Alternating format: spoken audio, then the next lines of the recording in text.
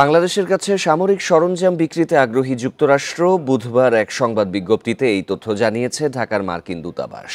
এতে বলা হয়েছে, বাংলাদেশ সফরের সময় লেফটেন্যান্ট জেনারেল জোয়েল ভাওয়েল সশস্ত্র বাহিনীর জ্যেষ্ঠ কর্মকর্তাদের সাথে সাক্ষাৎ করেন।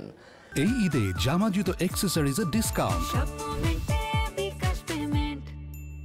সেখানে তিনি বাংলাদেশ সেনাবাহিনীর সঙ্গে যুক্তরাষ্ট্রের সেনাবাহিনীর দীর্ঘদিনের দৃঢ় সম্পর্ক অব্যাহত রাখার প্রতিশ্রুতি পুনর্ব্যক্ত করেন। পাশাপাশি পারস্পরিক নিরাপত্তা স্বার্থ ও চলমান সহযোগিতার বিষয়গুলো তুলে ধরেন। এছাড়া বাংলাদেশের প্রধান সামরিক চ্যালেঞ্জগুলো এবং যুক্তরাষ্ট্রের সম্ভাব্য সহায়তার ক্ষেত্রগুলো সহ সামগ্রিক নিরাপত্তার পরিস্থিতি নিয়ে করেন আলোচনা।